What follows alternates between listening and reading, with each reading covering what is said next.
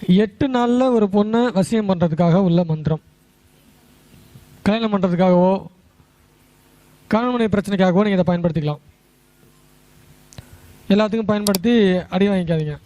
பௌர்ணமி, வெள்ளிக்கிழமை, சுக்கிர ஓரையில் இதில் என்ன பண்ணணுங்கிற செய்முறை கொடுத்துருப்பேன் 126வது பக்கம்.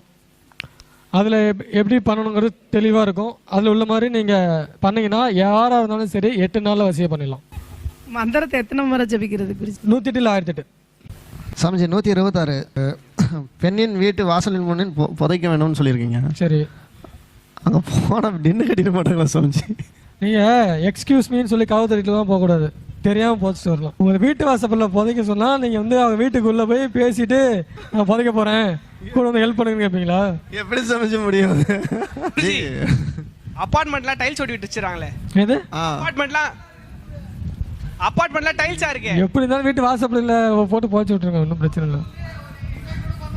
அந்த கேட்டை தாண்டி அந்த பொண்ணு வரணும்ல, அங்கே புதைச்சிருங்க. அப்படின்னா எங்கேயாவது கேட்டில் வீட்டில் எங்கேயாவது சொல்லி விட்டுருங்க, ஒன்றும் பிரச்சனை இல்லை.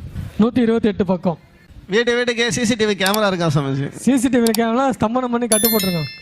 என்ன பெரிய மேட்டரா? அவர் எதுக்கு அப்புறம் ஸ்தம்பனம் பண்ணுறதுக்கு கட்டுக்கட்டெல்லாம் மந்திரம் வாங்கிட்டு போகிறீங்க?